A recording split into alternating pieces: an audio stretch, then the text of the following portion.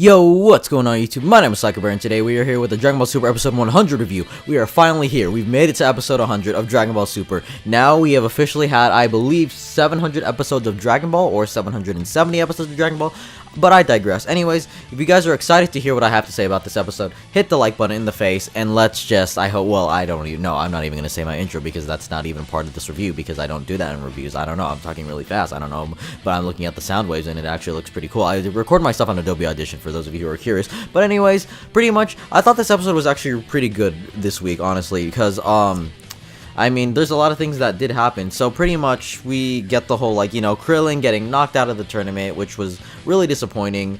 But, I mean, it's Krillin, so, I mean, he was probably going to be the first one, if not Master Roshi, to be eliminated out of Universe 7. But pretty much, everyone is kind of bagging on Krillin, and by bagging, I mean mostly 17 and 18 are like pretty much bagging on Krillin. And then Champa was pretty much taunting Beerus about like, oh yeah, don't worry, like Universe 7 is like slowly losing members or whatever, some shit like that. I don't even fucking remember. I don't know what I'm saying. I'm just saying whatever the hell is on my mind, I'm sorry. So pretty much, Vegeta at one point escapes from Botamo and Magetta, but then as he escapes, in the middle of the smoke, which by the way, I will say, it is a lot of I can't even say it's a lot of lazy animation. I just want to say it's a lot more lazy of the artists who are drawing this, because come on, like, it's just like the smoke and the explosions in the background just look so like they just don't look good, honestly. It just feels lazy, and the fact that the animators have to actually like draw it moving or even just like fill all the color in it, like, just don't do that. Like, honestly, Toei, like, but then again, it is Toei, and we've known them for, you know, a lot of their not so great quality animated scenes.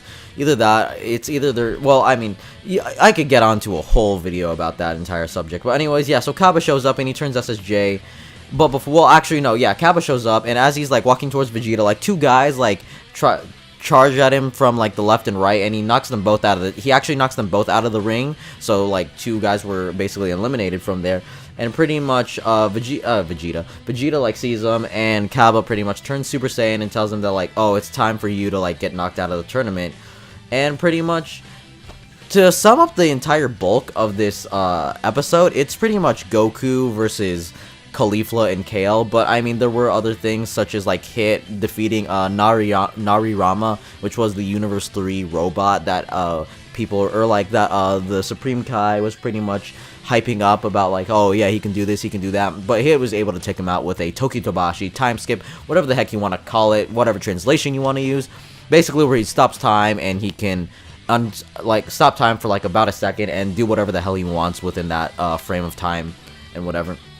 So pretty much, Kale actually turns into a punching bag. They pretty much, this lobster guy and the sumo guy from, I think they're from Universe 10. Yeah, from Universe 10, I believe. They pretty much put Kale in a body bag and they throw her out of the ring. But then Caulifla comes in to save her and is like, "Hey, Kale, you gotta learn, like, you gotta transform. I believe in you," and all blah blah blah blah blah, all that shit and stuff. And pretty much that happens. And then they see Goku actually fighting the Yarradian from Universe 2, which still don't know why the hell he is in Universe 2, because he's technically from Universe 7, unless for some reason I don't even know. I'm not even gonna try to mess with that. But anyways, Caulifla comes in and literally knocks the Yarradian out, like, just flat out. And honestly, I kind of really expected more, because I really wanted to know, like, more about the Yarradians, because I mean, other than the fact that they taught Goku the instantaneous movement or instant transmission for you dub fans, we don't really know what happened. But yeah, pretty much Caulifla talks to Goku saying, like, oh yeah, can you teach us Blue? We saw you use it, and, like, we kind of want to learn how to use it.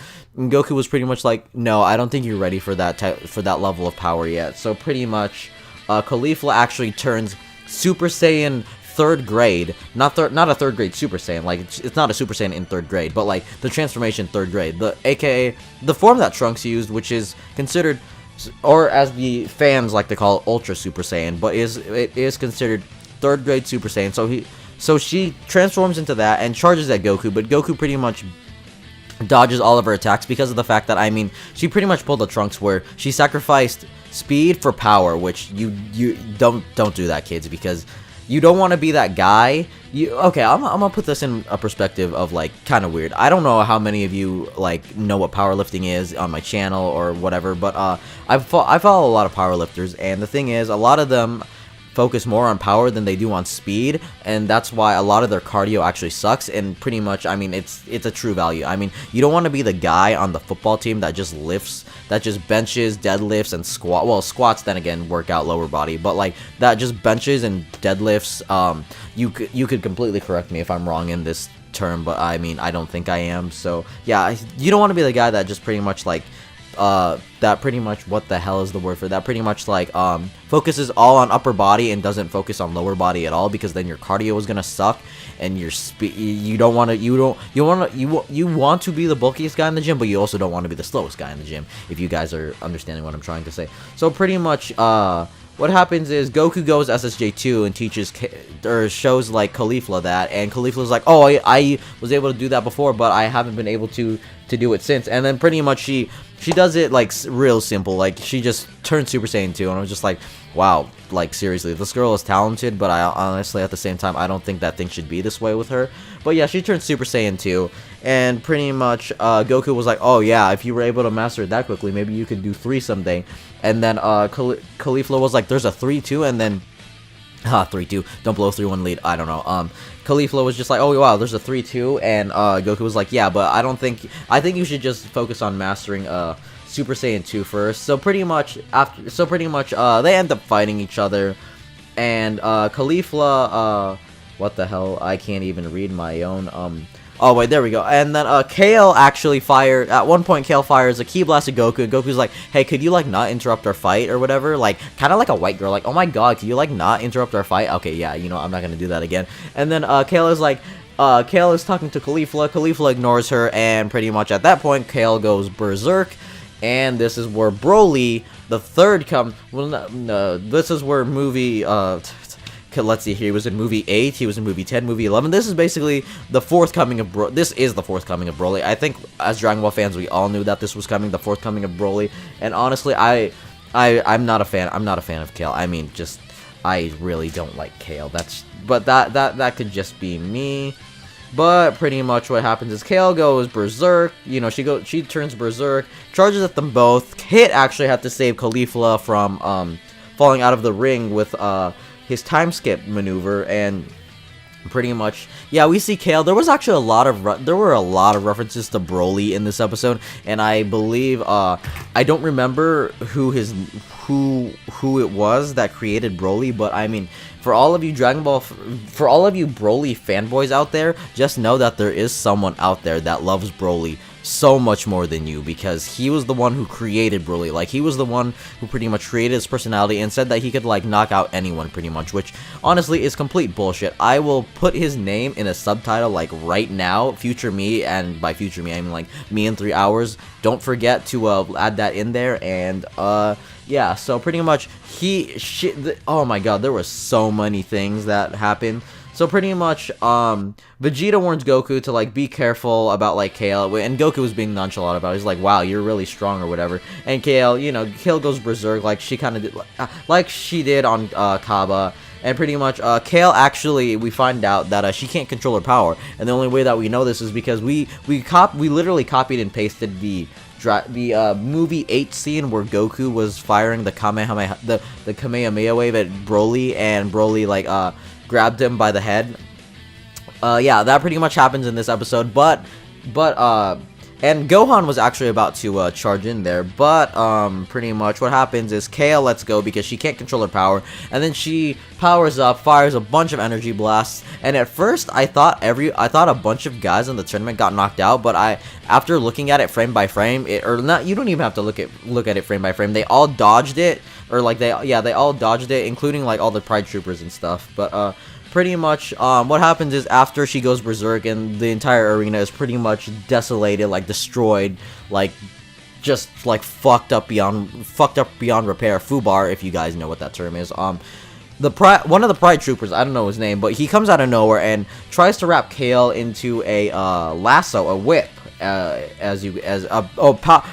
whip of power or something. But Kale breaks through, and he is the first Pride Trooper to be eliminated, which is kind of sad because I was kind of looking forward to what each Pride Trooper could do, because honestly, when you think about them, they kind of, like, the way that they're hyped up, I guess, is like they all kind of look like individuals that have like so many different powers. But it kind of looks like he's the only guy that got the shaft. I don't remember his name. He was, what the hell, Discord just went off. That is my bad. I should turn the ringer off my phone. I'm on do not disturb on my computer, but not on my phone. Shout outs to the Discord. No, not really. Well, I mean, if you wanted to, but pretty much what happens is Jiren actually comes in, and this is the first time we actually really get to see Jiren in Jiren in battle, like in combat, and he blasts Kale and pretty much knocks her out. Like, doesn't knock her out of the ring, but like knocks her out of the, knocks her out cold basically, and lands her back into the tournament grounds. And Hit actually is like, hey, it's you. And then they pretty much have this like small stare down, and then Goku pops out of nowhere. I don't know where the hell this motherfucker was hiding, but he pops out of nowhere and is like, oh hey. And Hit and Caulifla take Kale, and they go into the smoke and pretty much are hidden. And pretty much the episode ends off with Goku facing Jiren. And in the next episode, it looks like we will be getting the Pride Troopers versus a lot of the Team Universe 7. I don't know about Frieza. Well, I just want to say the Z Fighters, honestly, because that's the term that we've always called them by, or at least, you know, the Z Warriors, whatever you want, the Z Squad. I don't know.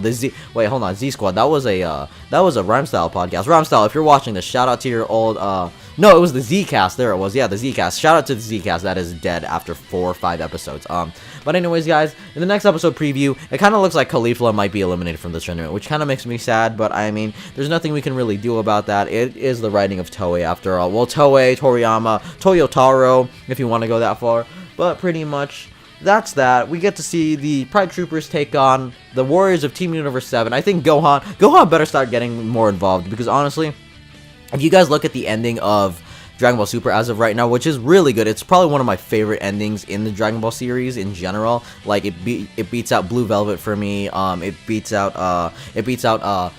oh my god, I don't remember the second ending of Z. I forgot what it was called. You know, the one during the Buu saga, and it beats out a lot of the other ones for me, honestly. But anyways, guys, yeah, that's it for this review.